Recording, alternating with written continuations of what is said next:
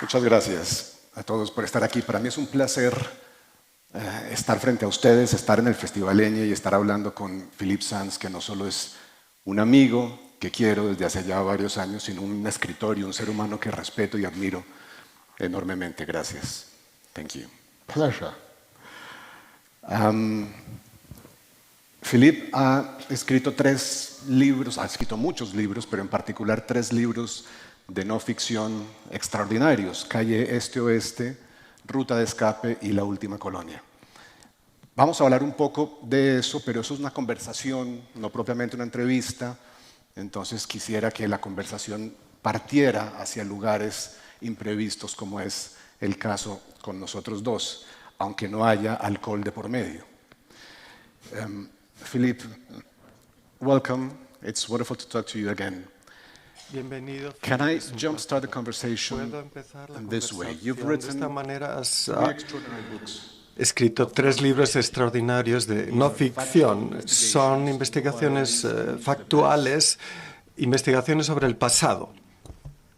Can I ask you, since Puedo preguntarte, como esto es un evento sobre la invencibilidad de la ficción, puedo preguntarte, cuando tratas con hechos históricos, what is the role of imagination? ¿cuál es el papel de la Is imaginación? there one? I think there is.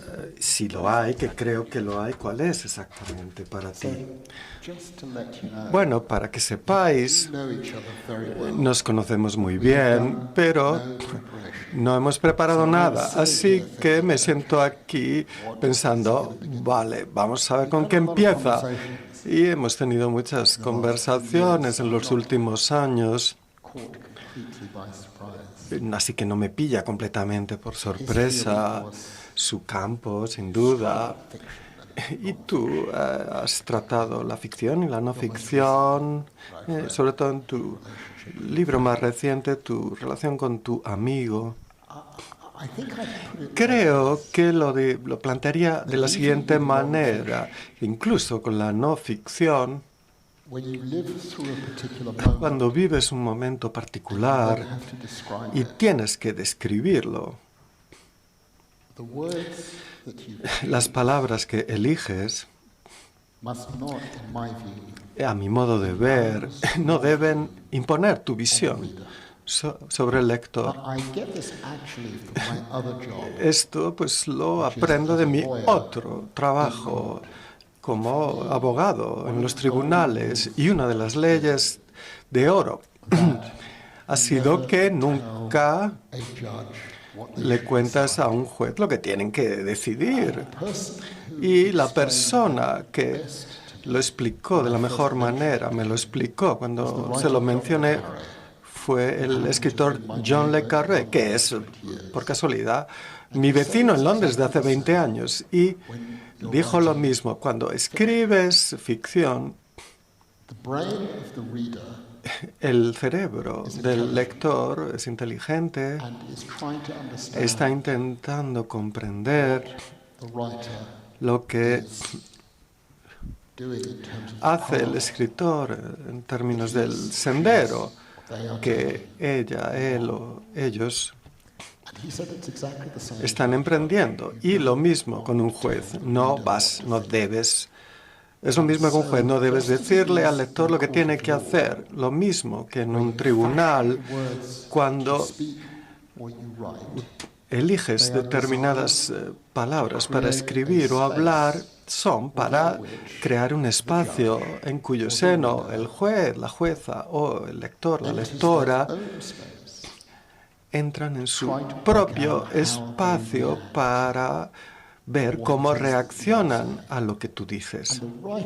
Y el escritor, la escritora, el abogado, la abogada, no puede controlarlo. La reacción del lector en ese espacio. Ahí creo que se acaba la analogía, porque cuando eres abogado, lo que intentas hacer, y él también tiene formación jurídica, sabe de lo que hablo, no obstante, intentas que el juez utilice su imaginación para llegar a la conclusión que quieres, a la que quieres que llegue. Pero me he dado cuenta de que escribiendo ficción No tengo ese deseo. Sencillamente tengo el deseo open a door de abrir una ventana in which, en la que through which the reader a passes, cuyo través pasa el lector y que fills the gap. solo su imaginación rellena los huecos. Feel Y I, no the writer, am imposing pienso upon que them como escritor tenga que imponerles una conclusión It's that particular. imaginary space Es ese espacio imaginario el que es, creo, increíblemente importante. Hay este pasaje en el libro de conversaciones entre Jane Coetzee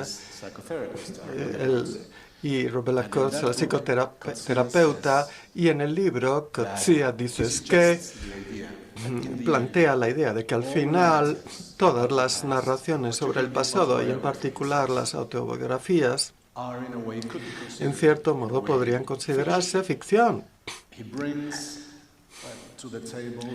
Pone sobre la mesa la etimología del verbo de ficción en latín, fingere, que significa amoldar, configurar, dar forma, y se usa para la escultura, para el dibujo.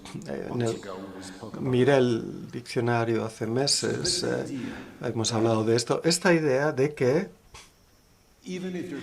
aunque estés diciendo o contando cosas, historias fácticas, estás tratando con un cierto tipo de material y le estás dando forma. Están dando forma a experiencias humanas.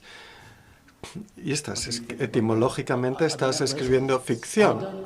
No, yo no creo una línea divisoria entre hecho y ficción. No creo que la cosa funcione así. Un par de reacciones inmediatas que me vienen a la mente. En primer lugar, cuando voy a Sudamérica, me presenta como novelista, que para una persona en inglés es algo extraño, porque no me siento un novelista, pero me hace feliz que me llamen novelista. Y en esos lectores tratan absolutamente lo que yo cuento como algo que tiene calidad literaria, que no se aplica a la no ficción. Pero el segundo pensamiento podemos abrirlo. Tú ya has hablado de esto. Ahora mismo estoy metido en la última fase de escribir un libro sobre dos hombres.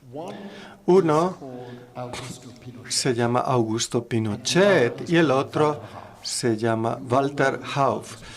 Todo el mundo conoce a Augusto Pinochet, pero probablemente no conocéis a Walter Hauff. Es un antiguo oficial de las SS que inventó y operó las furgonetas de gas para matar a los prisioneros. Y encontré las palabras de dos escritores que me han fascinado precisamente porque cruzan las líneas entre el hecho y la ficción. Uno de ellos es un escritor inglés que se llama Bruce Chatwin. Tiene un libro que se llama En Patagonia y se publicó en el 77 en Gran Bretaña, y he pasado tiempo en Punta Arenas, en Patagonia, siguiendo sus pasos, y me han confirmado que muchas de las cosas que cuenta en el libro se lo había inventado completamente. Se presentó como no ficción, un libro de viajes, una historia de viajes de un escritor. No me importa. Él describe un prisionero en la isla Dawson y pregunta, ¿habéis venido alguna vez a esta prisión? Dice, el jefe de la prisión dice, no, esto es una invención. No me importa, precisamente porque no me importa entrar en ese espacio imaginario en el que el principal impulso de lo que escribe está conectado con una realidad.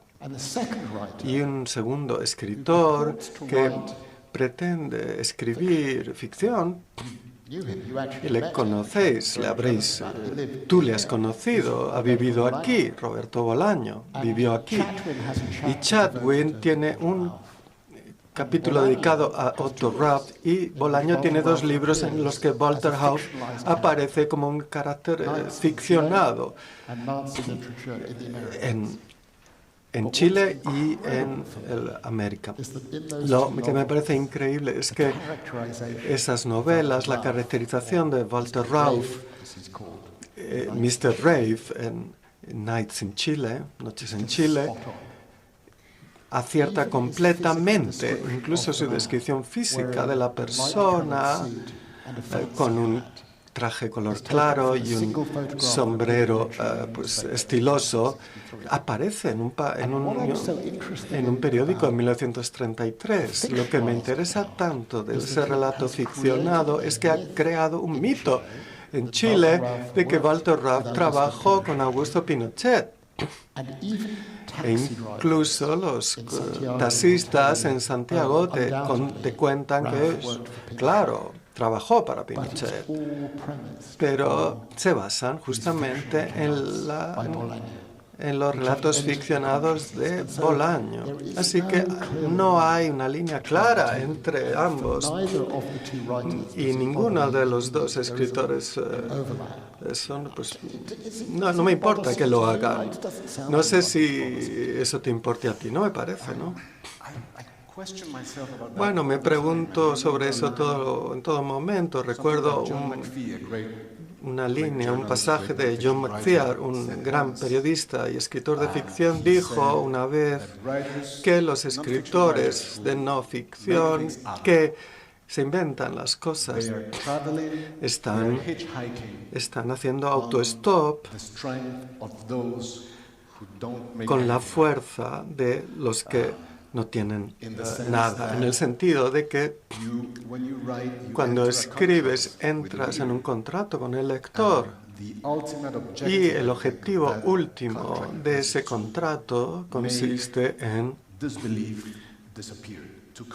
que esa creencia desaparezca, convencer al lector de que lo que le estás contando sucedió de verdad. Como escritor de no ficción estás presentando un libro, se supone que es factual, pero en realidad te la estás inventando. Cosas que son emotivas, interesantes, que tienen los efectos deseados en el escritor, entonces te estás beneficiando de las cosas extraordinarias no inventadas que escritores anteriores han hecho. ¿Qué significa beneficiarse? ¿Qué ventaja sacas de hacerlo? Esto es a lo que apunta cuando no te inventas nada y consigues escribir un libro que te implica, que hace que el siguiente libro de un escritor de no ficción sea emotivo. Y si lo que escribes no es verdad, te estás aprovechando de lo que han hecho otros escritores de no ficción. No estoy seguro, no me creo del todo lo que estoy diciendo al 100%. Recuerdo lo que decía John McPhee, pero también me acuerdo de Truman Capote, que solía decir que había descubierto un nuevo formato, la novela de no ficción, cuando escribía Sangre Fría. Hacía entrevistas a personas y necesitaba recordar todo lo que le contaban, pero como sabía que una cinta o un cuaderno intimidarían a las personas, se entrenó para recordar palabra por palabra toda la conversación. Es completamente falso, nadie se lo cree. Quizás alguien entre el público ha leído Calle Este Oeste y 2 de los personajes de Calle Este Oeste me recuerdan algo que me pasó escribiendo el libro. Uno es H. Notepat, que inventó el concepto de crímenes contra la humanidad, la protección de individuos. Otro es Rafael Namkin, que inventó el concepto de genocidio de grupos protegidos. Fueron a la misma facultad de Derecho, vivieron en las mismas partes del mundo, tenían la misma edad, nunca se conocieron. Parece increíble. Y en un cierto momento del proceso de escritura de ese libro, le dije a mi editor en Nueva York, he pensado mucho sobre la conversación que esos dos hombres podrían haber tenido si se hubieran conocido. Se respetaban y pensé mucho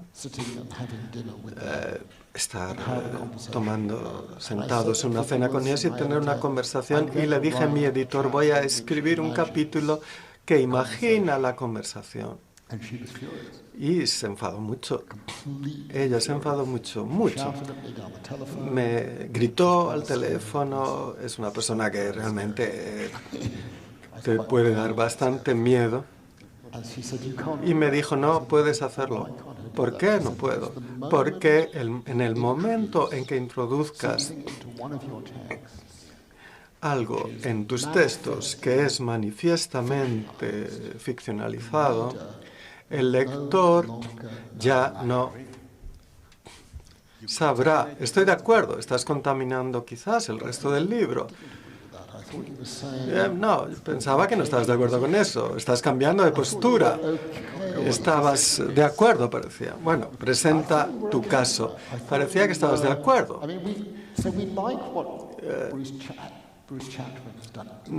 Nos gusta lo que hizo Bruce Chapman. Por cierto, si habéis leído En Patagonia, leedlo. Si no lo habéis leído, leedlo.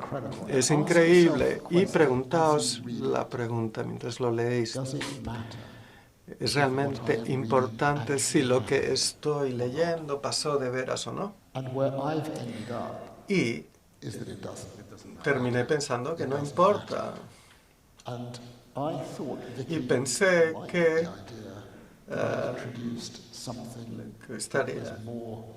les gustaría la idea de introducir algo en el texto que es más literario. Se lo dije a mi editora y me aplastó completamente. Y me sorprende tu reacción. Pensaba que ibas a decir, sí, abre esa puerta, deberías escribir más ficción.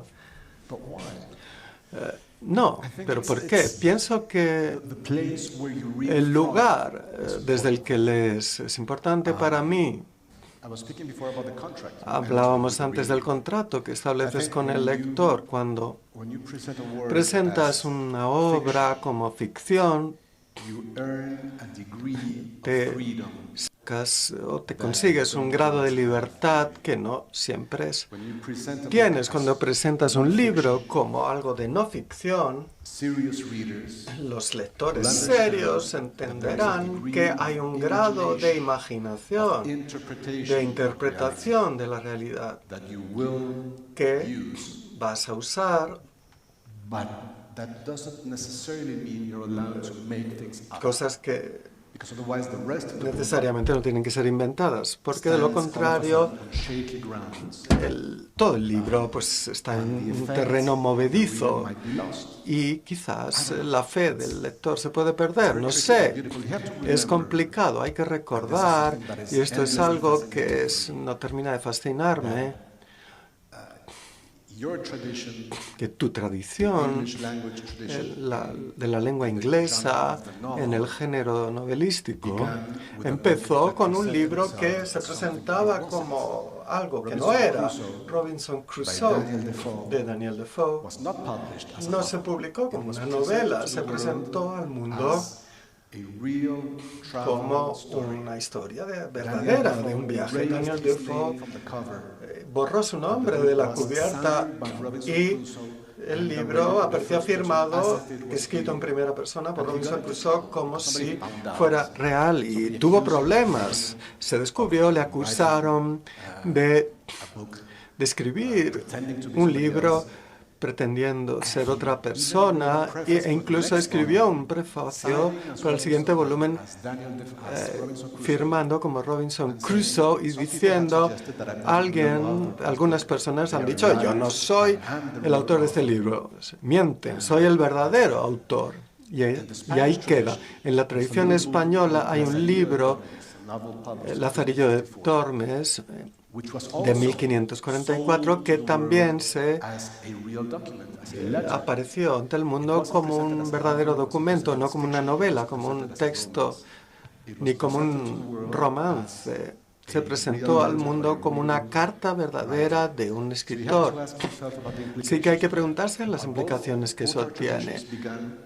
Ambas tradiciones empezaron con mala fe, ¿no? ¿Qué piensas de esto? This is a very real issue. Es un asunto muy real para mí ahora mismo. Os he dicho, Our dear mutual friend Hisham, I would like me gustaría intentar escribir una novela en sentido verdadero, pero me da mucho miedo porque he pasado 35 años de mi vida apareciendo ante los jueces, donde tengo que dar apoyo a todos los puntos que planteo. Y en cualquier momento en que los jueces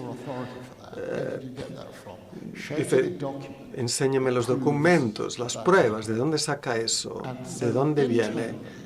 Internamente I feel very frightened me siento muy asustado leaving de the path aba- of evidence. abandonar el sendero de las pruebas.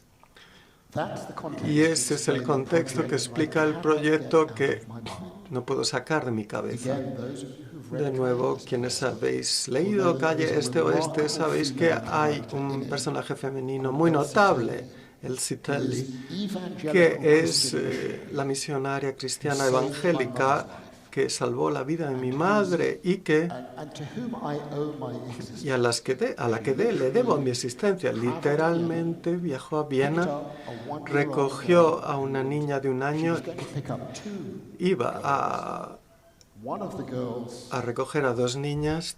the mother, Una de ellas, bear to be separated la from. madre no podía soportar separarse, se quedó en Viena She was gassed to death. y años después fue enviada a los campos de exterminio. She was put into a series of Mi- Catholic families. She was Jewish. Mi madre fue enviada a familias católicas y durante la ocupación alemana estuvo a salvo durante la ocupación nazi de París. Así que me fascinó Elsie Telly. E incluso en Calle Este Oeste, sabéis, In the summer of me 39, podía haber terminado when Elsie en el verano del 39 cuando mi madre es entregada a las familias de París. Así que estaba tan fascinado y seguí con este personaje y descubrí que se había quedado en París, que había salvado a muchas más gentes. Luego fue detenida por los alemanes e internada en el Stalag 101 en la ciudad de Vittel, en el noreste de Francia, donde estuvo 4 años. Y encontré más historias sobre ella, incluyendo de que salvó a otros de los detenidos en el Stalag 101, for 6 months. escondiéndole en su refugio para evitar que fuera deportado a Auschwitz. This man was called Sasha Kravitz. And I became Este hombre se llama Sacha Kravitz y estoy encantado con esta research about him. persona y investigué sobre este hombre. Once you open a door, Se abre una ventana, es imposible cerrarla, ¿no? I managed to trace Sasha Kravitz Conseguí arrival rastrear Sacha Kravitz hasta su llegada a Nueva York en 1956 en un barco llamado el Bremen y luego desaparece. No puedo encontrar nada más. Y por ahora, 8 años después, quiero escribir un libro sobre la vida the way I was de Sacha Kravitz y cómo me sentiría cómodo escribiéndola sería imaginando que alguien had read East West Street había leído East West Street y me enviaba una carta desde Florida, donde vivía en la ciudad en la que Elsie Telly vivió sus últimos años found Elsie y Telly's que había encontrado el diario de Elsie Telly. becomes Y el libro Telly's diary. se convierte en el diario de Elsie Telly en su continua amistad con Sacha Kravitz. And that seems Eso comfortable for me me parece una forma cómoda de hacerlo porque sería completamente inventado. Sí, pero necesito una muleta de conexión con la realidad. Estos libros, Calle Este-Oeste, son libros que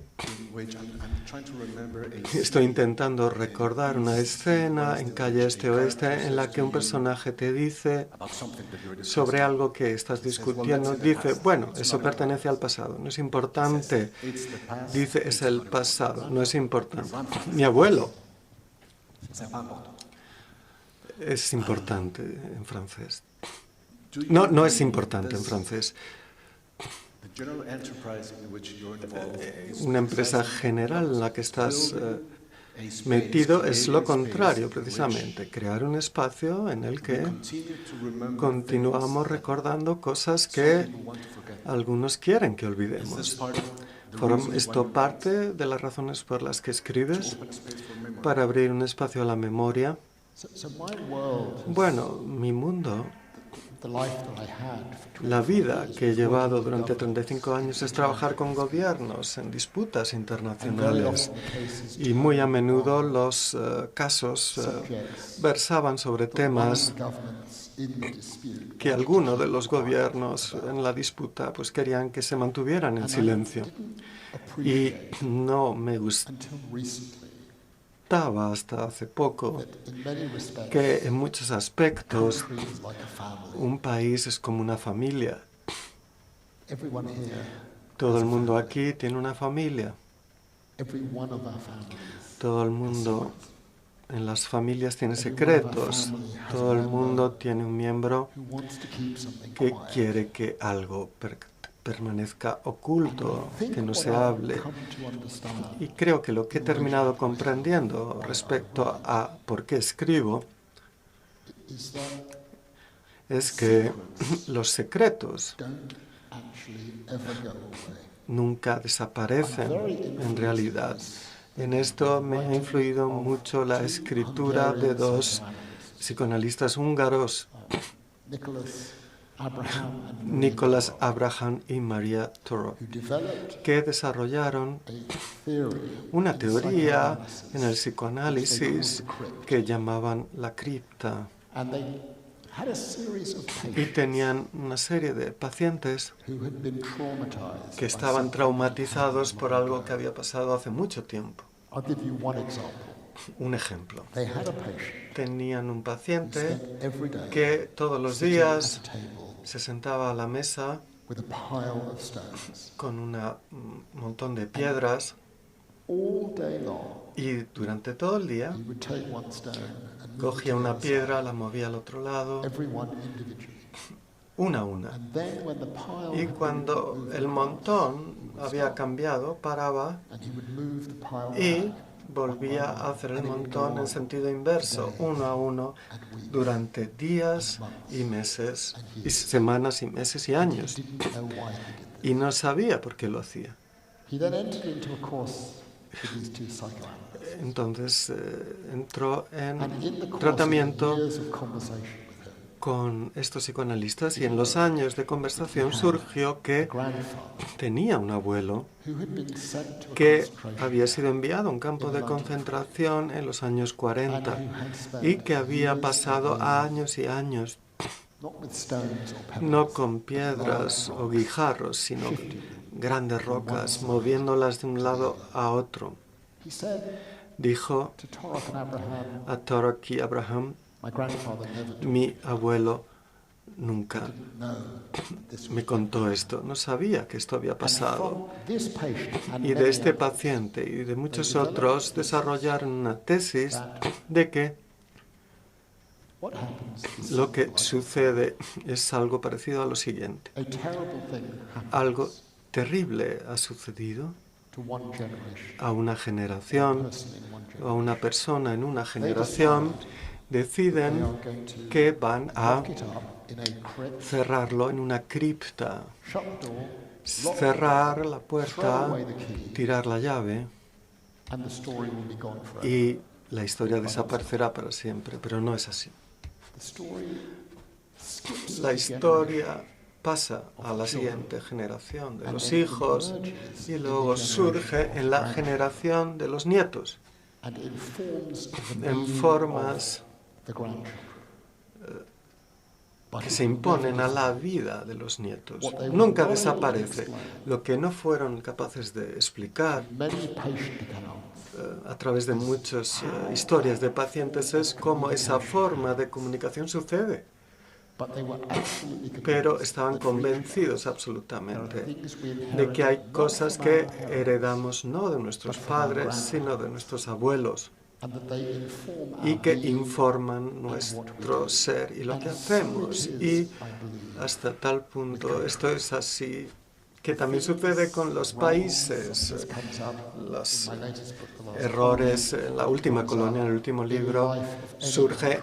en la vida de cualquier país. Britain's relationship En la with relación slavery británica con la in the early esclavitud 19th century and the 18th century. desde However much Britain en el siglo tries to get rid of the XVIII hasta el XIX. somehow it keeps Si abres coming una back. And I conversación, think one of the siempre things vuelve.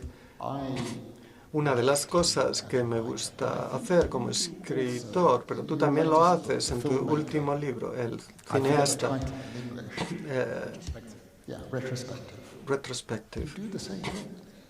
You Haces lo trace mismo, stories across rastreas generations. historias que pasan de una generación a otra y emergen o surgen cosas en esas historias que Completely son inexplicable and completamente amazing. Actually, I've got one inexplicables that I y can share with you right now. maravillosas. Comparto esto contigo. ¿Cómo explicamos que estas So I cosas share sucedan? with you that I've Os spent cuento years que he writing pasado this book about años Pinochet escribiendo and este Ralph, libro sobre and I focused Pinochet y on Walter two Rauff y me centré en dos libros, o Bolaño dos y escritores, Bolaño y Chapman. So I sort of get interested. Así que me For those of you who are interested in empecé this a chapter, interesar.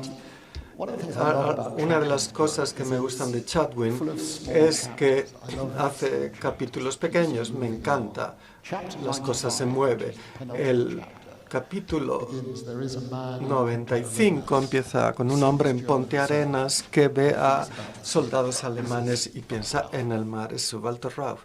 And with my obsessive brain, I want Mi to know cerebro when obsesivo me llevó a querer saber qué día Chatwin went. fue precisamente Chatwin a Ponte Arenas. Could he have met Ralph? Did someone Que podía haber encontrado a Ralph o alguien le contó So I couldn't sobre find él. an answer to this, No and pude encontrar eventually una I went to respuesta the y finalmente archives fui a los and archivos y encontré que actually yet a book was published of his un letters. libro con sus cartas publicadas y descubrí que había estado en Ponte Arenas en febrero, marzo de 1975, muy poco después del golpe. Make certain things clearer Y esto about pues Ralph. aclara ciertas And I found cosas the de letters su historia.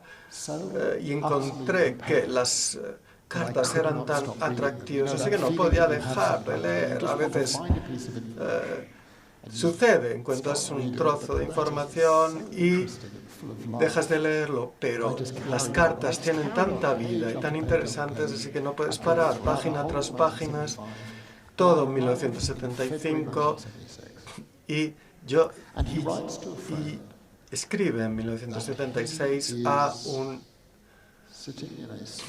amigo que está sentado en una casa pequeña en Francia escribiendo en Patagonia. Así que leo, sigo leyendo y no me doy cuenta en mi primera lectura de la dirección al comienzo de la carta, porque muchas veces nos perdemos esos detalles. Vuelvo al comienzo y me pregunto dónde estaba. Dónde estaba era en una casita del siglo XV, del siglo XVI, y en la dirección Rue de White, número 12, en una aldea Bonnières, una pequeña aldea francesa. Y mientras leo esto, escribo nuestra casa en Francia, que es en una aldea francesa pequeña que se llama Bonnieu.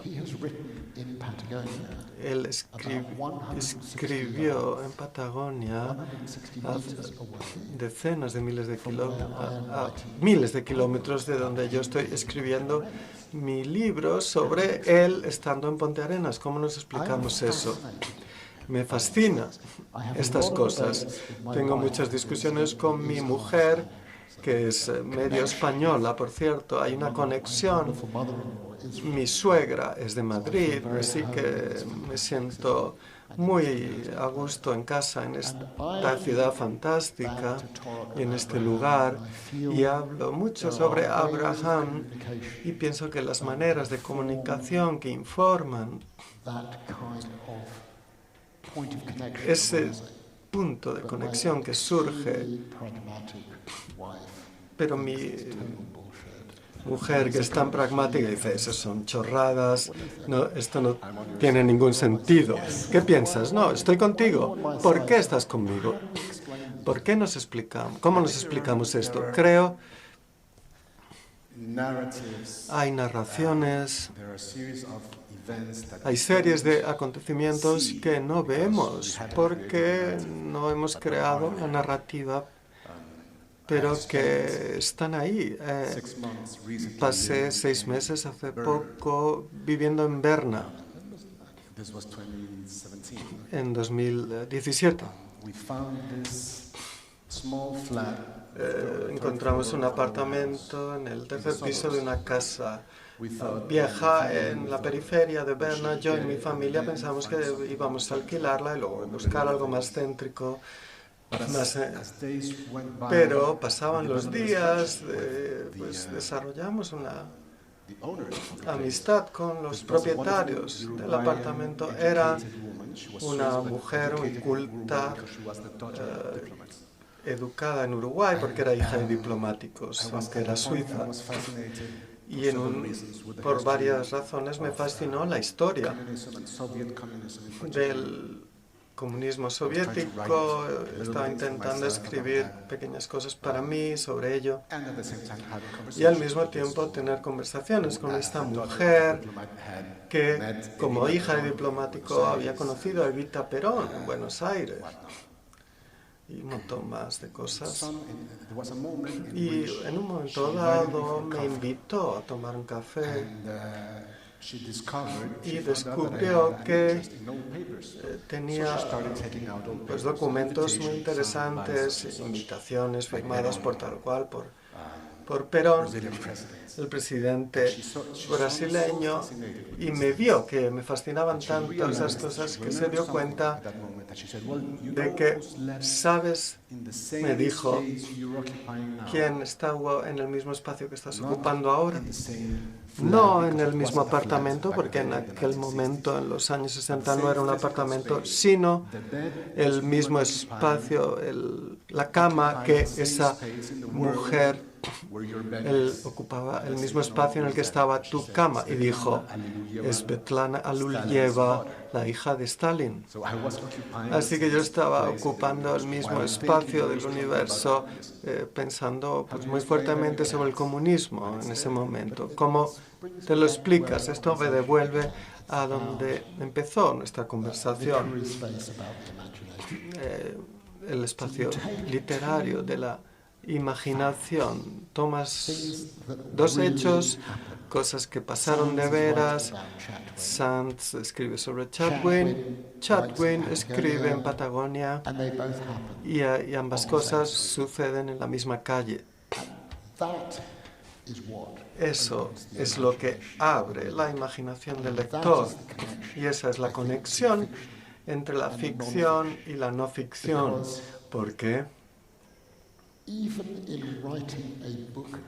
Incluso escribiendo un libro que se basa en los hechos y presenta pruebas, pasan cosas que no son fáciles de explicar, pero que permiten que el lector entre en otro espacio e intente resolver por sí mismos el impacto de esa coincidencia o la explicación de esa coincidencia.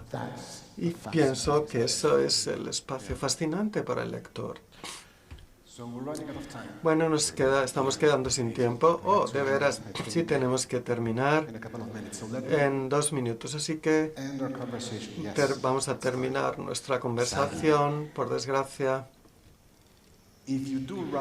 Si escribes esa novela que todos te animamos a escribir, si escribes esa novela, ¿por qué tiene que ser una novela y no un libro de no ficción que has investigado?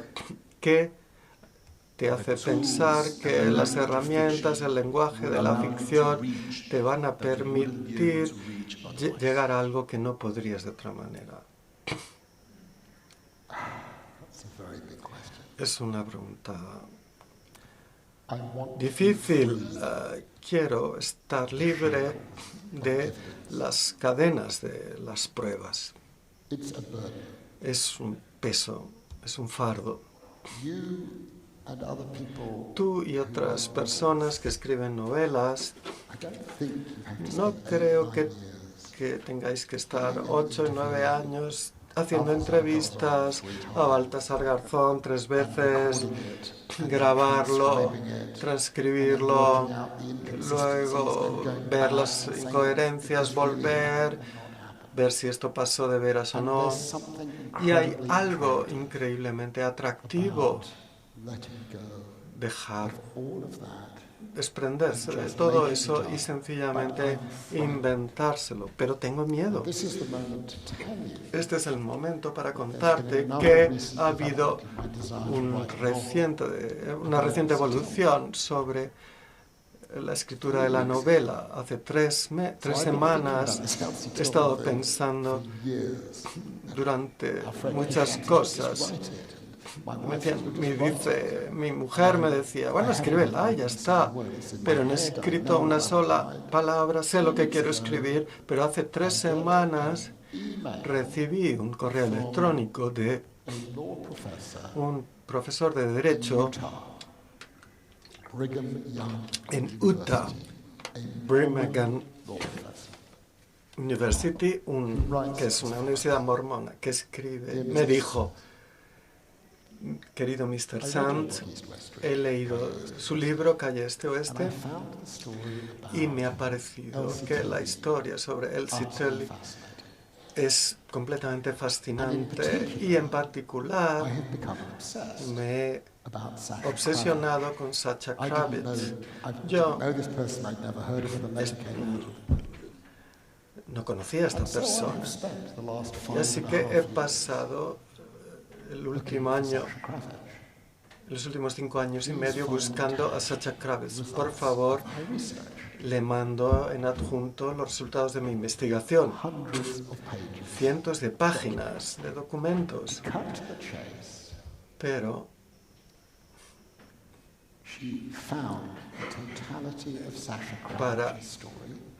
en concreto, encontró toda la historia de Sacha Krabitz, escribió en América, se dio un nuevo nombre, Alex Tinney Taylor, en honor a la persona que salvó su vida y se convirtió en un pequeño empresario en el norte del estado de Nueva York. Tuvo 2 hijos, uno murió en un accidente de coche y el otro hijo le identifica, murió por 1984. El hijo, David, está vivo. Él murió, Sacha Krabitz, en 1984. Le dice al hijo, puedo visitarle. No conocía la novela, se la manda, la lee, entiende la conexión entre Sacha y yo. Va a verle, pasa varios días con él y le dice, ¿tienes documentos de esta conversación? Y dice, no. Pero bueno, voy a ver en el ático a ver si los tengo. Va al ático y baja un poco después con una caja grande. Y abren la caja y en la caja, que nunca había sido inspeccionado, están todas las cartas de Elsie Tully desde 1943 a 1974, cuando el Stanley muere. Estaban ahí.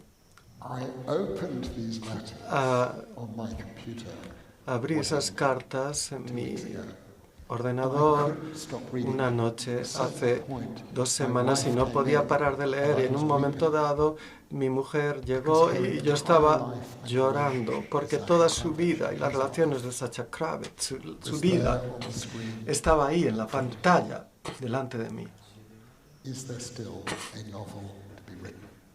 ¿Sigue siendo una novela que hay que escribir?